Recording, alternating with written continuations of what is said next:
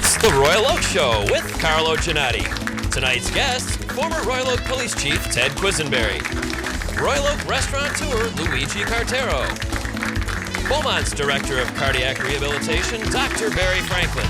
And comedian Andy Beningo. And now, please welcome Carlo Ginotti! Oh, well, welcome. Thank you very much for coming to another episode of the Royal Oak Show.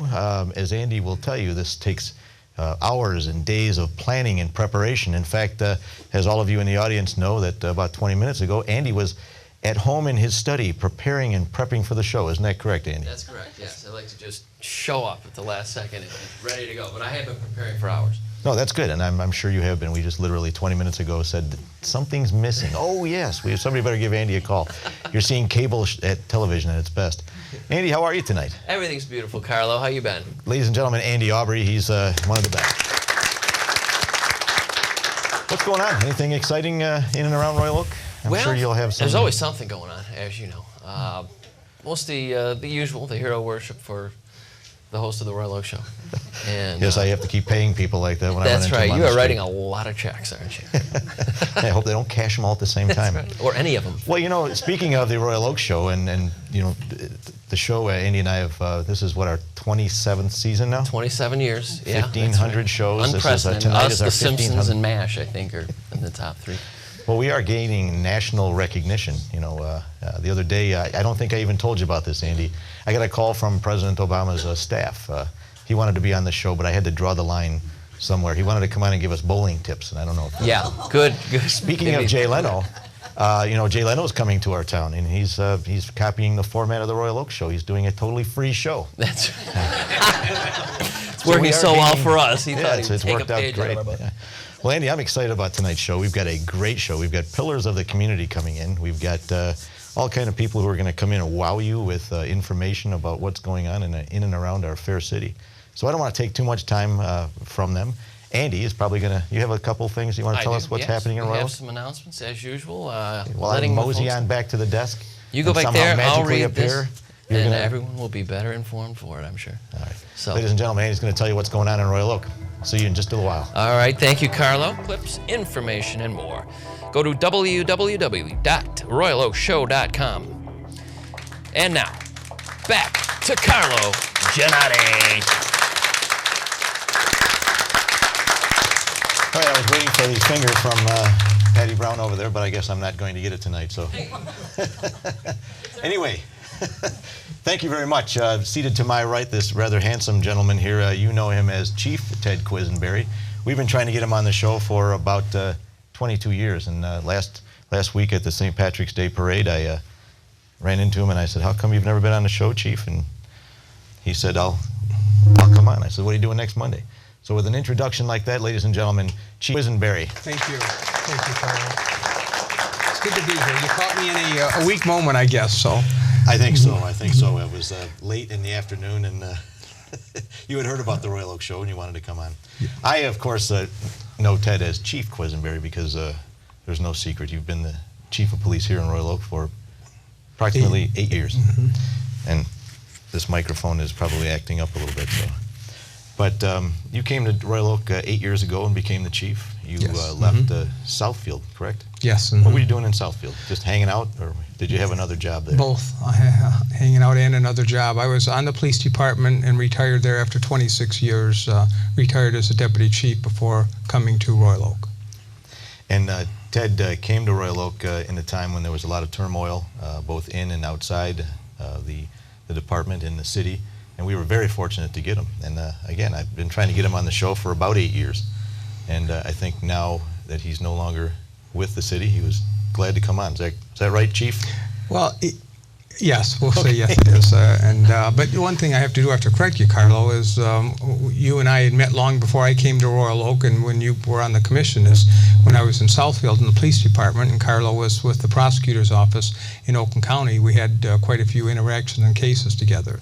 I didn't want to mention that because, as I said on St. Patrick's Day, the statute of limitations hasn't expired yet, so we're not allowed to talk about our previous life. Very good. Mm-hmm.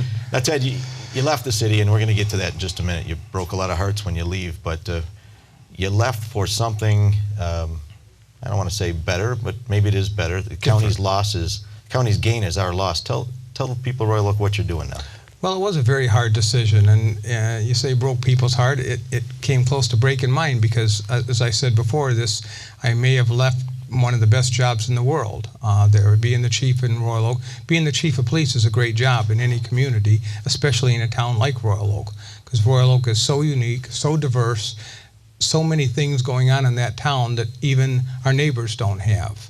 And there were an awful lot of friends that I made, a lot of contacts, and working with all the people within the community. It was a very, very tough situation, a tough call to make. But the offer that was given to me from Oakland County to serve as heading up the emergency management and homeland security for all of Oakland County was kind of a tough thing to turn down.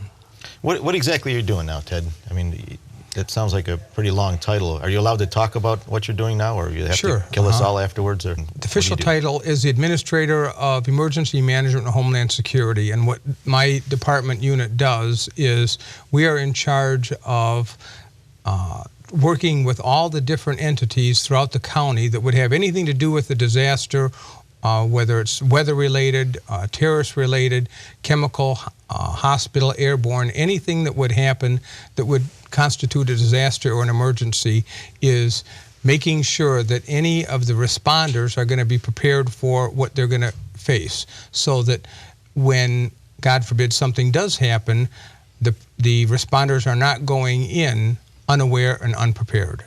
And we were talking a little bit the last time we talked off camera, that even some of the things that you do surprise you now about the littlest things may affect the response time or the readiness of our emergency responders. Things that we don't think about at all, but that you guys have to think about. You have to take into account the weather and traffic patterns and everything else.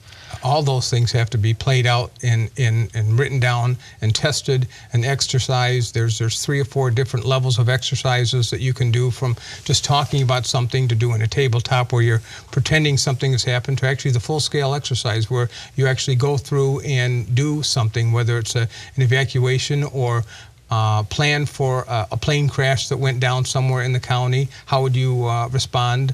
And we actually have all the participants, whether it's police, fire, federal agencies, the FAA, hospitals, even maybe medical examiners coming and being able to respond to the scene to set up and do what they have to do. Well, again, it's worth repeating that the county's gain is our loss, and I know that. Thank you. You can pay me after the show for saying that. So. Will do. But when you came here again, it was a different time then, and you've learned a lot. I would imagine you take a lot with you. But it sounds to me like you're uniquely prepared for the job that you hold now, because you had this thing. You basically put on this thing called the Dream Cruise? Have you ever heard about that? Are you going to miss those days, or you're probably still going to be involved? Well, surprisingly, the Emergency Management Homeland Security, for the last 8 years that I've been heading up the law enforcement end of the Dream Cruise, the Homeland Security and Emergency Management have been a part of it. They've been at our meetings because we would bring in all the different entities that would be involved with the Dream Cruise, and what the part I'm in right now was. So my role is still going to be involved with it, but to a far lesser extent. And that was something that was just a great opportunity. It's one of the things I said early on, something that makes Royal Oak very unique. And this cruise extends, through 8 different communities, from 8 Mile down into Pontiac and back and stuff. But the epicenter is and always will be Royal Oak, and it's an event that is pulled off. And each time you wonder, how is it that you can have a million of our closest friends come on over and have a party and leave when all is said and done, and very little problems at all. I think one of the most amazing things, and we can talk a little bit about it after the break, but one of the most amazing, you just hit on it, is that you have that many people in our town, some of them from out of the country, from around the world, and I'm sure you have incidents, but for the most part, it's just a good time and it's fun, and people leave after it's all over. But I know that it's a lot harder behind the scenes, that you guys do a lot that no one's really aware of. There's a tremendous amount of prep work. As a matter of fact, we start planning a month after the Dream Cruise is over for next year's one. And I do have to give all the credit to, well, some to the planning, but it's to the people that come there.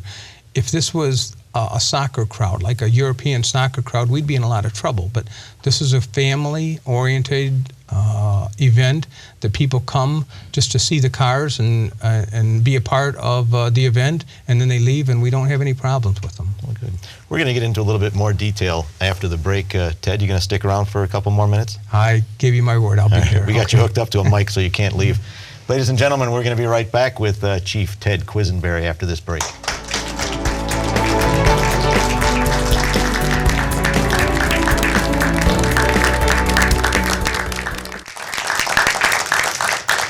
All right, ladies and gentlemen, welcome back to the Royal Oak Show. We still have Chief Ted Quizenberry. You don't mind if I call you Chief, do you? No, it was always an honor to have that. It's a great name. It depends. If I ever had to call you, though, if I called you Chief, you knew it was problems. If I called you Ted, you knew it was a social... It was a good time. Uh-huh. Well, I'm going to call you Chief because you're on the show today. Okay. We started to talk about the Dream Cruise, and I think some people, whether they hate the Dream Cruise or they love it, you have to admit, all of us have to admit that it does go off pretty much, and we've been fairly fortunate, without a hitch. But I know that the men and women of the city and the police department, from 8 Mile all the way up to Pontiac, there's a lot of behind-the-scenes stuff that happens. Say something about what the Royal Oak Police Department, what their involvement has been. And I know you guys, when you were there, you're working a lot. You're doing a lot more with less. Has that really affected the Dream Cruise or your preparation for it? Well, yeah, it affects everything that we do by having the personnel reduction, the staff reduction that we've had within the agency. We try to adjust the department in a manner that's as transparent to the residents and the community as possible, so that that we can still deliver the same quality and type of service that we've always done. That's what our goal is. It does make it hard, and sometimes it's, you know, smoke, mirrors, and pixie dust, but you do what you have to do, but to try to do, accomplish our mission. It does get harder when you're losing the people, but I mean, it's a fact of what municipal government is all about right now. Not the municipal, but county and government is. They're just downsizing all over. So. Well, again, Chief, we are going to miss you here, but since you're in the county, it sounds like you're going to be working with us and the men and women in our department. You're going to continue to do that. Yes. Mm-hmm. You were more than just the police chief. There was a lot of things that you did in the city, some we can talk about, but you were also very involved in civic kind of organizations and whatnot. In fact, you were the Grand Marshal of the St. Patrick's Day Parade. Yes, I was. Recently. It was very much an honor to be asked to do that. And the reason why I like doing that, and it was something that I noticed, and this is nothing against the city of Southfield where I came from, or a lot of the cities around us that I interact with. I'm very involved with the law enforcement operations in the whole region, but Royal Oak is an extremely unique community, and I've said before that there are a lot of towns in this area that would give their eye teeth to be what Royal Oak is. And it pretty much embodies what a community is. There seems like there's always something going on in the downtown area. There's a tremendous amount of support for it, whatever's happening. It's attended well, and it was always my pleasure to be a part of whatever it was, whether it was the largest hot dog, or reading at the Stagecraft Theater, or any of the other, the flower days, any of the parades that we had. But as I said, leading up to a week after I left of being the Grand Marshal in the St. Patrick's Day Parade, it's the community just gets involved in those sorts of things, and it draws you into it. So I was always happy to be a part of it. I'm glad you've been that way, because that's one of the things that we always strive to do on the Royal Oak Show is bring out the positive in Royal Oak, and this show in particular, I think we've got, as I said during the monologue, that we've got the pillars of our community at this show for some reason. They all came together, the perfect storm, and it's all about Royal Oak.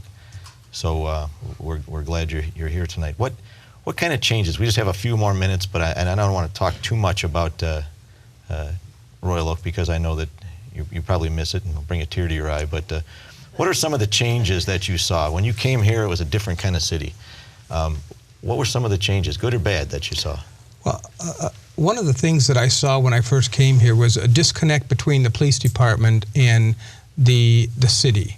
And I thought that first off is our police department needs to represent, not just protect, but represent and be structured the way that the city wants it to be. And if there's that disconnect, then there's no way that can happen. And I thought what has to happen is we've got to be able to connect with all different aspects, the residents, the communities, the businesses, the DDA, the chamber, the Boys and Girls Club, the schools, and all that stuff. They need to know who we are, we need to know who they are, and so that we can reach across and accomplish each other's missions that we're doing. And that's what the first thing I knew that we had to do. And I thought that we could certainly do a lot more in Royal Oak to become more of a contemporary law enforcement agency and develop a far more of a community policing type of a environment that we had. And it was a slow go at first because change is always difficult. Even if it's good change, there's people that are apprehensive about it. But it's a matter of just being persistent and keep going down that road. And you get buy-in, little bits and pieces at a time, and to where it is right now. And I think that it's a lot better. Just if for only one reason, you can look at the town and look at the police department and realize that they gel together now. And it's a great place to live, and I think a lot of that has to do with our police department too. We've got one of the best police department and fire departments in southern Michigan. I'd say in the whole state. But you once told me, I think when you first came to the city, that making these changes were kind of like standing at the rear end of a freighter and making slow changes and steering the freighter around. You had to keep your eye on the horizon. I've always lived with that, and I think your plan was just that. You kept your eye on the horizon and you slowly made some changes. Sometimes people became frustrated because they weren't fast enough, but now that we look back, you did a pretty good job. Do you attribute that to some of the support you had in the police department as well? Yes, and again, that was slow at coming at first just because it was change, and I don't want to even, if you want to call it resistance, but more ambivalence to the unknown. And then slowly, once they become a little bit more familiar with it, then that's what kind of help you. But that's exactly what it was. I remembered saying many times over that freighters don't make right turns or left turns. They don't make 90-degree turns. It's a slow, and the horizon will slowly change for you as long as you keep going at it, be persistent and dogmatic, and that's exactly what happened. And I think that the community and the department is far better off because of it. I agree. When you look back at what you've done and what the men and women of the police department did with you, I think there's no reason, there's no mystery as to why you're proud. Yes, give them most all the credit, though. Oh yeah. No, I think the nice thing about it is it's a tribute to you that you're leaving, and we're sad, but I think you've built a good framework where we're just going to continue to improve. So. And I would have loved to have been here for another 5 to 10 years. It's not something that I would have wanted to move on, but this was a good offer because I would have loved to kind of keep it going in the same direction it's going. So we'd love to keep you, but you're gonna have to settle for how about being a regular on the Royal Oak Show? How's that sound? That sounds good. Come back month after month, and you can tell us what's going on. Okay. All right. Well, thank you very much for the time you've taken here, Chief. You're very Ladies welcome. and gentlemen, Chief Quizenberry. Thank you. All right. Thank you. Don't go anywhere. We're gonna be right back with Luigi Cutraro. Visit RoyalOakShow.com for information on past shows, future shows, and our sponsors. Come on back when Carlo speaks with Royal Oak restaurateur Luigi Cutraro from Sangria. We'll be right back. Can you tell me how to get student loans for the kids here? Oh, I don't know about that. You want to see a geyser? Go to the official source for government info, USA.gov. Welcome back to the Royal Oak Show. Let's talk food and drink with Carlo's next guest, Mr. Luigi Cutraro. All right, welcome back to the Royal Oak Show. With us, we do have Luigi Cutraro. Luigi, welcome. Thanks for coming on the show. Thank you, Carlo. I'm privileged that you choose me over the President of the United States. That was. Well, we're going to have him on the next show. You don't know how to bowl, do you? Do you know how to bowl at all, or anything? No, okay, no, but lawn bowling, maybe bocce ball. Bocce ball, yes. Bowling, it's not my cup of tea. Okay, they call but that. I appreciate that. I would never dream when I left Italy 35 years ago that I would have been chosen over the President of the United States. Thank you, Carlo. Thank you. It's the least I can do for my good friend Luigi. For 35 years now, he has been trying to get on the Royal Oak Show, Andy. And our people, his people called my people, and here you go. In fact, we were at the St. Patrick's Day Parade, Luigi and myself. That's Olu, as he was called that day. There's a lot of Irish blood flowing through there, I think. Yeah, Olu. And I talked to Luigi. We were at his at Sangria's, and I said, Luigi, how come you never been on my show? And you know what he said to me? He says, you've never asked me. So I said, okay, all right. What are you doing Monday the 23rd? And he said, I'm going to be on the show. So thank you for coming. Thank you. Thank you for having me. Luigi, everyone knows you. You know, we're going to go through the whole 9 yards about who you are and where you've been. Again, the stuff that we can talk about on the air. But most people know you. You came to Royal Oak how long ago? First time I ever came to Royal Oak was 1985. And the downtown Royal Oak was a lot different than it is today, I would imagine. We had a little talk before the show. Yeah, back then, downtown Royal Oak really was on the Washington and 4th. I don't know if you remember, that's when Washington Square, which was the pioneer in Royal Oak, that's when Metropolitan Music Cafe and restaurateur, you know, Keith Fahmy. Right. You know, the chef who learned how to cook rice. Yeah. That was pretty much downtown. And you came here and you opened up Sangria's, correct? Or you had someplace? No, I was managing Metropolitan Music Cafe back then. Right across the street from where you are now. Correct. Yeah, and what were you? How long were you with them? I was with them about 11 years. Okay, and then you decided... Which happened to be my brother. Right, Yeah. Nino. Yes. A good friend of mine, too. He's a good man. And in fact, I just read something not too long ago. He's in Cranes. Well, it was an old article, but we'll go there again. You decided at some point to open up Sangria's. Correct, yeah. All right. What was the concept? Why? For anybody who doesn't know, like that can never happen, Sangria's Tapas Cafe. It's a Spanish restaurant. It's a tapas cafe. It's the new fun way to dining out. It's not your first course, second course coffee. On the tapas format, there is no first, second, third course. You just order, and sometimes you don't even know what you order. And it's more a fun way to dining out. How did you come up with that concept? Had you experimented with it before? Or? No, I'm a funny guy. Okay. Yeah. You're a fun guy, I'll tell you. I'm a fun guy. Yeah. So you decided to open up across the street from Metro Music, and the rest is history. We've been blessed to be in the location. Now we're gone 11 years. And needless to say, the Royal Oak, it's just a fun place to be. It's just a beautiful place to be. And it just is a nice place to do business. Well, I was just telling Ted, you know Ted, don't you? You know Ted Quizenberry? Yeah, I heard about the man, yes. Yeah, he used to be the chief here. Did you know that? Yes, I heard about that too, yes. Okay. Yeah, he was a great chief. He was. But as I was saying to him, we have a great show tonight because we've got people like you and we've got Ted Quizenberry on the show. You came to Royal Oak when basically there wasn't really anything here. What made you stay? What did you see that others didn't? First thing I saw in Royal Oak, when I came to Royal Oak, it was the downtown. When I grew up, as you know, I grew up in a little town in Sicily. This is, especially in our region, there's not too many downtown. I love Royal Oak because he had a downtown. Most of the other municipality in the region, they just got one road. You get in and you get out. That's downtown. Our town, Royal Oak, has got multiple roads. The downtown, is going for 3, 4, 5 blocks. That's what I loved about. That's what I loved about Royal Oak. And you've seen a lot of changes in our city as well. You've seen it go from basically a place where they can shoot a cannon down the street to a thriving downtown starting on Wednesday nights through Sunday. What do you attribute that to? I mean, you're involved with downtown. You're also a member of the DDA. What do you attribute our Royal Oak's success to? I think what makes Royal Oak drive for all these years, it was what I call artisan establishment.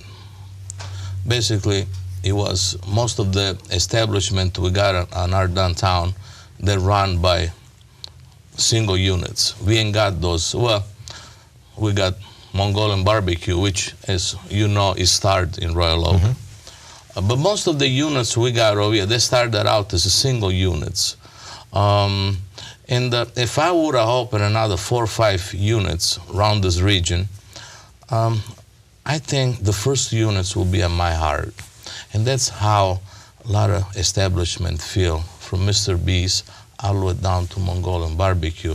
This was the first establishment, and that's why they care about Royal Oak a little more than some other municipality, wherever the establishment is. And I think that's the great thing about our business people, the people that stay here, your good neighbors. Tonight we're going to hear from Beaumont, and it's a unique place to be, Royal Oak, and it keeps people coming back. And I think a lot has to do with the people that eat at your restaurant, the people that you meet, the people that you've come to know in the city. You know, you're also involved, as like most of our guests tonight, you're also involved in the community. You're not just a guy that comes in, counts his money and leaves. You're here for the long haul, and you stay, and you're involved in civic functions. Well, you have to, because if you as a businessman, if you're not involved in the community, if you ain't got no community, you ain't got no businesses. So both work hand to hand.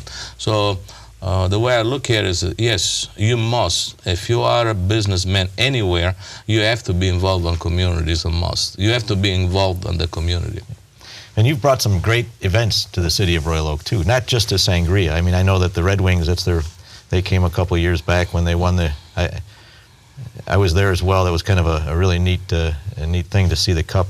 But when people come through the city, they stop at your restaurant, no matter who they are. People like Andy and I, the stars of the Royal Oak Show, we come in once in a while.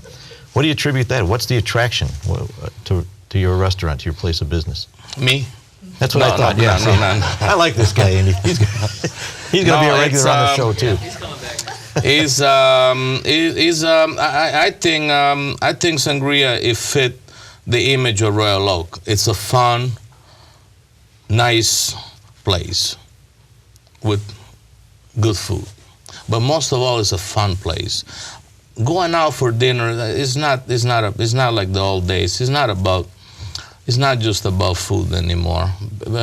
People go out for dinner 3-4 times a week. In the old days, going out for dinner was an experience that you do it for birthdays, for something special. Now people go out in a nightly basis. So when you go out, it's not about food, it's about the whole experience. And I think if you go in a place when it's boring, I mean, and that's what I think I love about Sangria. It's a real fun place. And I think there's a lot of people that love it for the same reason. And for you too. I'm sure a lot of people come to see you, Luigi. Absolutely, that's no question. Especially after this show. You're going to be turning people away after they see this show. Yeah. Especially me and Andy. You're going to be turning us away.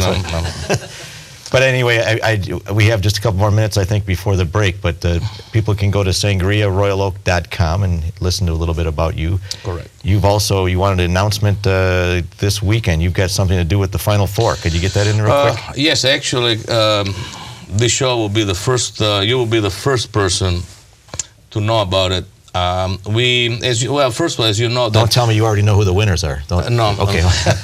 The longest hot dog in the world, by the way, that was my ideas. I come up with that. But now what we're doing, we got the Final Four coming to our region in Detroit, and we're building the largest basketball hoops in the world, which will be 9'6" diameter, and it will be fun. Where are they going to be? Right outside the restaurant? It will be right outside. They're building it. They're making it right now. It will be in place next week, Thursday. Okay. We're going to see any stars hanging around Sangria other than us? Other than me? Yeah. I think so. I think there will be some people coming out. All right. Well, that's good. That's good. Luigi, real quick. You also, a couple of years ago, you're involved. You haven't forgotten your roots either. Your Italian roots and your history in art, your love of art. You brought to Royal Oak the Arts in the Street. Correct. And it's actually Le Arte. Say it. I only know the dirty words in Italian. Le Arti delle strade. It sounds so much nicer when you say it. Again, I only know the dirty words. So, yeah. But that was something that we were very privileged to have in our city. And tell us a little bit about what that was that you brought to our city. Well, what happened back in the 16th century, everything, all the business, there was no business. The business was, everything was done on the street, from making your shoes to buy meat to fixing your plate to whatever. Everything was done on the street, and that's where we bought. We bought some people, actually 65 artisan from Italy, showing some of the old jobs that do not exist anymore. Perhaps now people don't make shoes anymore. People don't make plates anymore. So we bought 65 or 67 people from Italy, and I bought them over in Royal Oak. They were sponsored by the Italian government. And that was a rare privilege for a community our size. And very inexpensive. Very inexpensive too. We like that. Yeah. A lot of return for the buck. Yeah. I'm getting a finger over there again, so I think we're gonna take a quick break and then we're gonna come back. You gonna stick around for a while? Oh, I would love to stick around. All right, ladies and gentlemen, we'll be right back with Luigi Cutraro.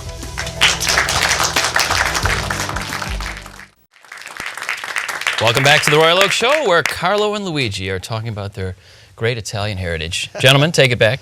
Carlo and Luigi. It's got a nice ring to it. That's a great name. That could be a new concept for another We should restaurant. have changed the name of your show to Carlo and Luigi. Wait a minute. Hold on, Luigi. Carlo, Luigi, and Andy. We gotta come up with an Italian name for Andy, though. Really? Yeah, well, maybe not. He could be the straight man. All right, so. Carlo, Luigi, and Andy. And Andy, too. All right, Luigi, with the couple minutes we have left, we've talked about your great restaurant. We've talked about what you brought to the community. And I have a feeling you're going to be around for a little longer, we hope. Where do you see the city? You're also a member. You kind of do everything. How do you find time to be good at anything? And I'm a husband and a father, too. A husband and a father, yes. Not a very good husband, but... Well, that's not what I've heard. I've heard you're a great husband and great father. Thank you. A great restaurateur. You're a civic leader. Is there anything else that I've left out? Good-looking guy. Good-looking guy, yeah. But you also hold an office, a political office here in the city. You're appointed to the Downtown Development Authority, and there. How do you like that so far? I liked it. It's a new experience for me. I'm learning that sometimes there's 7 people. When you got 7 people to vote, sometimes when you think, even if you think your idea is great, there'll be 6 other people who will say it's not great. I've never had that experience. And what I'm learning on the DDA is that, I never work with other people. I always make the decision. And now I just have to deal with other people. And it's a little hard, but I'm learning. Well, from what I hear, you're doing a pretty good job. Rumor on the street is you're, not bad for a beginner. Where do you see the city going? Where do you, as a businessman and a member of the DDA, where do you see the Royal Oak that we know in 5 to 10 years? I think what I would like to see Royal Oak, when I say Royal Oak, as a city or as a downtown. As a downtown, what I would like to see going is keep it on the single unit. When you start to get those multi-units company coming in, I think you take away the magic. I think keep it what is called mom and pop operation. And we've been pretty lucky so far, and I hope that the people listen to you and people listen to what keeps this city going strong. So thank you for the part. Thank you for everything you do in the city and as well as on the DDA, and I hope that you'll be around to enjoy the fruits of your labor. Thank you. Thank you. Thanks for coming on the show, too. Ladies and gentlemen, Luigi Cutraro. Thank you, Carlo. Thank you very much. We'll come back with Dr. Barry Franklin and his special guest, Royal Oak firefighter Carrie Thompson. Don't go away. Carlo's back and he's multitasking. Please welcome talking to two guests at once, Dr. Barry Franklin from Beaumont and Royal Oak firefighter Carrie Thompson. Gentlemen. All right, welcome back. Thanks for coming, guys. I really appreciate it. This is a section that I've been looking for from the beginning of the show. No offense to Chief and to Luigi, but this is a segment that I'm really excited about. We have Dr. Barry Franklin from one of our very nicest corporate neighbors, Beaumont Hospital. Doctor, thanks for coming on the show. Pleasure to be here. Tell me what you do over at Beaumont. I'm fortunate. I have a great job. I direct the cardiac rehab program, the exercise laboratories. I've been at Beaumont since 1985, and I work with people who have heart disease or suspected heart disease. Well, that's great. And this is the second in what I hope will be many installments of Beaumont bringing on people such as yourselves to not only explain Beaumont and how it works, but how you guys are involved in our daily lives as doctors, as residents, I should say neighbors. And also the partnership that you have with the city. And that's why Carrie Thompson, a Royal Oak firefighter, we all know Carrie. He's here, and in just a little while we're going to talk about some of the great things that you and Beaumont are doing with our firefighters, the men and women. You're the director of the Cardiac Rehabilitation Exercise Laboratories. What do you specialize in? What is this one thing that that group does? Carlo, what many people may not realize is that Beaumont Cardiology is probably one of the top cardiology programs in the nation. If you look at U.S. News and World Report, we're typically ranked in the top 10 or 12 in the nation. And we have one of the largest cardiac rehab programs in the country. So we typically work with people who've had bypass surgery, heart attacks, angioplasty, getting them back after their event and helping them with respect to a regular exercise program, lifestyle modification. But we also partner with Royal Oak in terms of student athletic screenings. And now we're very excited to be working on this new program to do a cardiovascular screening for members of the Royal Oak Fire Department. Well, why don't we jump right into that? Then I'd like to, Doctor, come back and talk to you a little bit about your specialty. And I know you've got some books here that I want to show and hopefully direct people on how to purchase these books. Carrie, as I understand this, you had an idea that developed, and you met with Beaumont, and you met with Dr. Franklin, and what came of that? It's been a great partnership. We've partnered with Beaumont Hospital in the past with our Safety City program. Safety City, that's right. I want to make sure that we get that out there. That's another program. It's another example of how Beaumont's helped out. What is this particular program that we're talking about tonight? What is it that you did, and how does it work? Two of our guys, Captain Stalin and Craig Strauss, came to me and they said that they needed to have a grant put together, that they wanted to get some exercise equipment. So when we were looking at the exercise equipment, we wanted it to be a well-rounded grant. So we included cardiovascular screening for firefighters because it's the #1 killer of firefighters across the country, followed up secondly by automobile accidents on it to and from the scene. So it was a really big thing for us to do, and of course Beaumont was a logical partner for us because we've partnered with them in the past, and we take all of our cardiac patients to Beaumont because we know they're going to get good care, and so we wanted to get the same care for our firefighters. Now, I don't think a lot of people understand, the stress that goes along with both police and fire work. I mean, you guys in the fireman business, if you will, there are periods of times where you're not active, and then all of a sudden you're called into action and you're required to do very strenuous work. Is that one of the reasons, Doctor or Carrie, is that one of the reasons that firemen are susceptible to heart disease and heart attacks? It's one of the big reasons. If you take just right now, we're all sitting around here just casual as we can be. But if we had to go from this just a resting state to just full out activity, it puts a big strain on your heart. And so knowing ahead of time, getting an exam to make sure that there's no pre-existing condition of placing you in a worse position, that's the purpose of this grant, is to try to check things out way before you ever need them, to do a pre-exam, just to make sure that everybody's all right going into it. So you recognized the need, Carrie, and you developed the grant, and you wrote the grant, and you got the funding. Yes, sir. It's not costing the city anything, No, although sir. it's a very worthwhile event. And you searched out, you found Dr. Franklin? My friends from the Safety City program, Colette Stimmel and Maureen Elliott, they all helped me out. They put us, they put us together, and so it's just been a great relationship through our Safety City involvement. We've had a whole bunch of involvement with everybody through the hospital, and so when this came up, they were more than willing to help us out and put me with Dr. Franklin, which has been a great friendship that's already started off. We work out well together. So Beaumont once again stepped up, and Dr. Franklin was there to develop this program. Doctor, tell us what you're doing for the Royal Oak Firefighters. I think it's important to emphasize it is firefighters, because I was educated from the standpoint of this is not just men fighting fires, but there are women in the Royal Oak Department as well as women all around the country.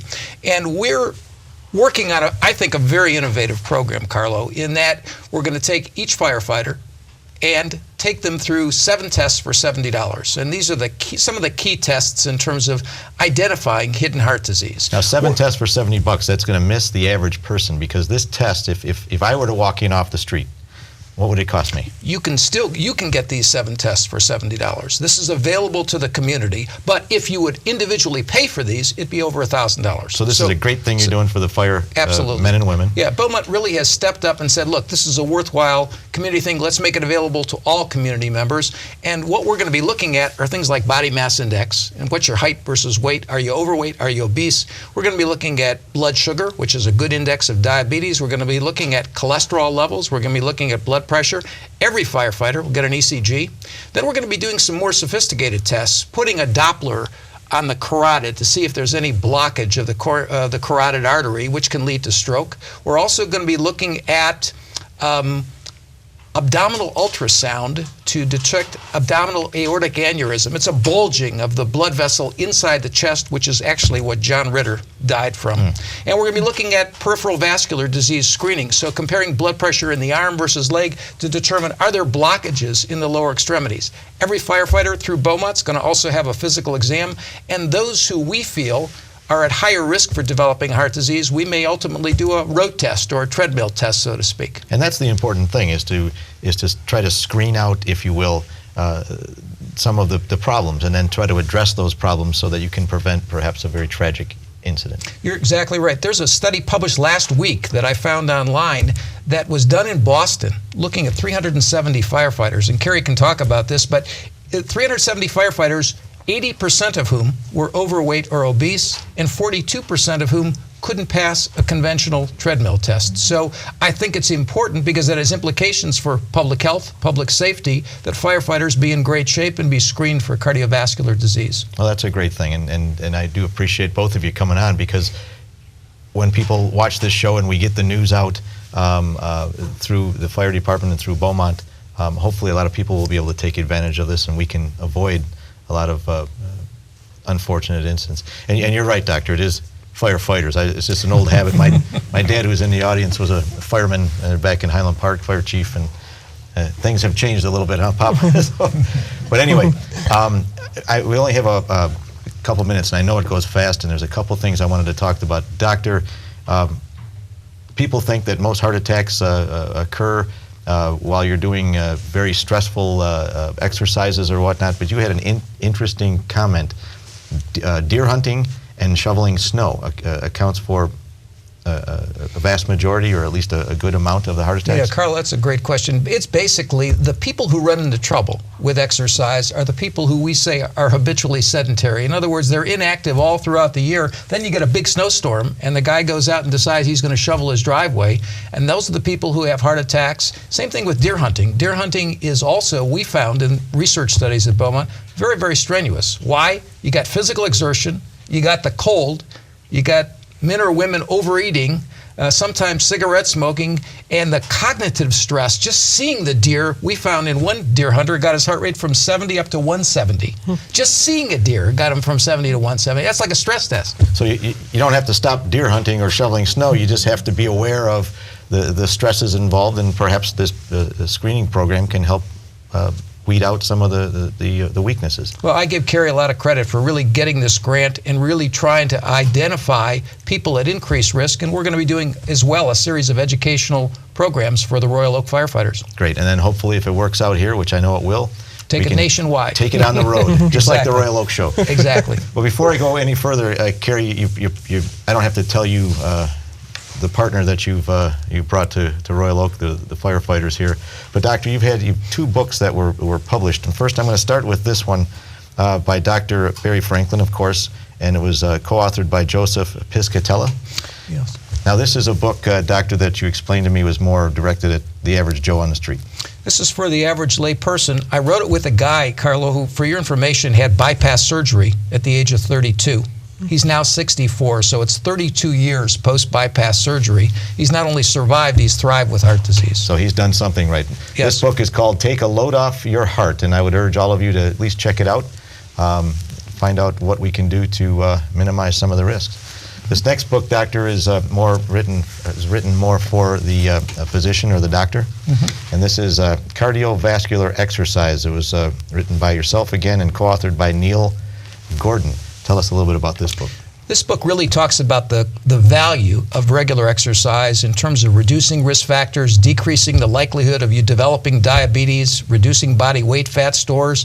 But the most important message in this book is that we now know in medicine one of the single best indicators of outcome, health outcome, is what your fitness is. When I put you on a treadmill and we take you gradually up, the longer you last on that treadmill, the better your health outcomes. So it's really pretty remarkable. And as you have small increases in fitness, your health care costs go down, which are extremely important in today's environment. Well, I would urge everyone out there to contact Dr. Franklin, and we'll keep in touch. Carrie is it's his second time on the show, and the last time he was on the show, I forgot to mention that we do, other than the love for the city, we have something else in common. Both of us get our hair cut at Chet's Barbershop at Crooks and Webster. So I'm sure he'll join us to give a big shout out to Mike and Rudy over at Chet's Barbershop. Did you know that, Doctor? I did know that. Okay, now you do. Well, guys, thank you very much for coming on and making this show a great event. And I hope that everyone, hope the program works out. I'm sure it will. And Doctor, I'm sure your phones will be ringing off the hook from people watching this show and wanting more information about that screening. Thanks for the Thanks to both of opportunity, you. Carl. Thank you. When we return, the Royal Oak Show welcomes professional funny man Andy Beningo. Come on back and get ready to laugh. Ladies and gentlemen, welcome back to the Royal Oak Show. And now the moment you've been waiting for, Andy Beningo. Andy. Thank you. Thank you very much. How's everyone doing? All right, this is great to be Royal Oak, Michigan. Right. Dreams come true, ladies and gentlemen. This is pretty exciting. I've always dreamed I'd perform in my living room. This is it. This is exciting. Thanks for coming out. It's wonderful to be here. I'm trying to break into show business, and I'm taking all these acting classes. And this one class is great because I get to make out with this beautiful girl in this scene, So I'm like telling all my friends about it. Like, this is so cool. I get to make out with this girl. It's great. And then I feel bad because she's got to go and tell her friend she's making out with me, right? Like, can you imagine her sitting with her friends? Like, how was your day? Like, great. I get to make out with a hobbit. Nice. Great. Because I don't really feel like the whole women stereotype, Because ladies, what are you always looking for? Tall, dark, and handsome. Oh. Just missed it, yeah. Because very rarely do I hear women sitting around going, I'm looking for shy, short, and chubby. But it's cool being short, right? You can fit into small places. The only problem being chubby, you get stuck. So it doesn't really work out too well. Got to work on that. Well, it's great to be here. I didn't think I was going to make it to the show on time tonight. I was running late. I went and visited my grandparents. And I love my grandparents because they've reached that age where they don't fight and argue anymore. They'll just end the argument by going, where's the remote? You had it last. No, I didn't. Yes, you did.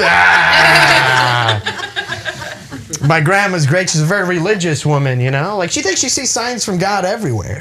Like, we're on a beach one time, and she's like, Andy, I know God exists because everywhere I go, I'm being followed by doves. I was like, first of all, Grandma, those are seagulls. And they're only following us because we have food. My grandpa's a good guy, but I feel bad for him. He's getting very forgetful, Like, he'll come walking down the steps going, I'm forgetting to do something.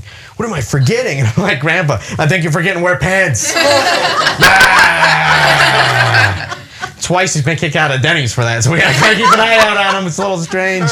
But what a wonderful job being a stand-up comedian. It's great. I'm starting to travel a little bit. I don't want to brag. I just did a show in Fargo, North Dakota not too long ago, which got to be funny there. They throw you in a wood chipper. You know, it's a little scary. It's a little awkward, but it's all right. But good times, wonderful times. It beats the first job I had when I got out of college. I did something dumb. I was a substitute teacher in a middle school. And I taught for about a year, and I learned something about kids. They're evil. Yes, not a big fan. But when you're a substitute teacher, it's weird because they can throw you in any grade level, you know? Like one time they threw me in a kindergarten, and that is scary, you know? Because they're like little Tasmanian devils, you know? They're like squirting glue in their mouths, like flipping tables over. I'm in the back like, we're gonna die! It's just like a really bad thing to say if you're the guy in charge, you know? But there's always one move you could do to get the kids' attention, and I'm not sure if any of your teachers did this for you when you were younger, but it's this move right here. It's called the quiet coyote. Yeah, look, his mouth is closed, but his ears are open for listening. It only works in kindergarten. I'm in the middle school like, come on, you guys, quiet coyote, please, let's learn. They're like, forget it. Like at work in high school, right? Like a bunch of tough football kids. Shut up, dude. He's doing the coyote. Stop it. Dude, you're going to get us in trouble. Knock it off. I love you, Mr. Beningo. You're the best. But yeah, I miss it. I miss college. College was the best 7 years of my life. And I'm not a doctor. Go figure. My problem is I'd always wait till the last minute to type a paper. You know, I'd pull the all-nighter. And when you're typing a paper at like 3 o'clock in the morning, you think you sound like a genius, don't you? You're sitting there typing it. You're like, yes, oh. Then you reread it the next morning. You're like, that's not even a sentence. I'm going to fail. This is the worst. The worst part of college, of course, buying and selling books. That's the worst, you know. You spend like $400 per book, you sell them back. You get what, like $11.32? Which is sweet, because then you buy an entire lifetime supply of ramen noodles. So that's totally the best part of it. You got that going for you, which is nice. But you need comedy now, especially the way the economy is, right? Do you agree? You need to come out and support live comedy. That's what you need to do. Especially the economy, it's so crazy. I was at the store the other day, and I saw in the milk section, the milk is $3 a gallon? Like, what do we got? Like a shortage of milk now? Are cows going on strike just out in the field? Hell no, we won't flow. Hell no, we won't flow. Thank you very much. You guys have been a wonderful crowd. Thank you. You're wonderful. Thank you. Appreciate it. Wonderful. Thanks. Thanks. Very funny. Thanks a lot. Appreciate it. Very funny. Have a seat. Thanks. Good job. How are you?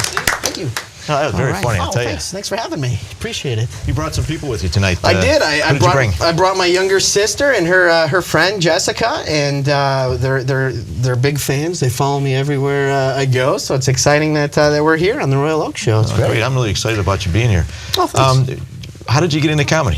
It was actually kind of a dare in college. A couple of my friends were like, "Oh, you're really funny. You should try doing stand-up." And I'm like, "No, I'm not that funny." And they're like, "Well, let's just go check out the open mic." And I'm like, "All right." So the open mic in that day, they have like like people singing and people doing poems, and I'm sitting there. And I'm like, "All right, whatever." And then the announcer goes up, the MC, and goes, "All right, our next person's gonna do some stand-up comedy. It's Andy Beningo." And I'm kind of like, "Oh, all right, I'm going." So my buddies are all laughing in the back. We got him. So I went up there and had a good time and just kind of got addicted to it ever since. How long have you been doing it? I've been doing it about 3.5 years, and Detroit's such a wonderful scene. You've got places like Mark Ridley's Comedy Castle, where it's just the history. Big supporter of the show too. Yeah, definitely. I mean, you've just got that history there, where you go in the wall and you're almost intimidated, because you see like Jerry Seinfeld and Dave Coulier and Jay Leno have been there, and it's just a wonderful place to do stand-up. So.